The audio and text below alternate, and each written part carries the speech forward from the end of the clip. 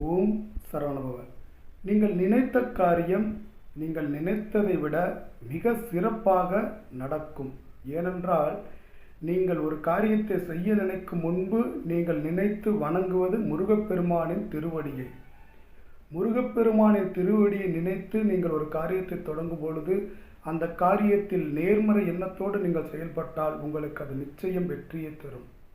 நீங்கள் எங்கு இருந்தாலும் சரி, எங்கே இருந்து முருகப்பெருமானை நினைத்தாலும் முருகப்பெருமானின் அருள் உங்களுக்கு கிடைக்கும் என்பதை தான் கந்தர் அலங்காரம் பாடல் கூறுகின்றது. செங்கேல் அடுத்த சிவனடி வேலும் திருமுகமும் பங்கே நிறைத்தனர் பன்னிரு தோளும் பதுமலர் கொங்கே தரளம் சொரியும் செங்கோடை குமரனென எங்கே நினைப்பினும் அங்கே என் முன் வந்தெதிர் நிற்பனே. நான் எங்கே நினைச்சாலும் என் முன்னாடி வந்து நிற்ப முருகா அப்படின்னு இந்த பாடல் சொல்லுது. நீங்கள் நினைத்தது நல்லபடியாக நடக்கும்.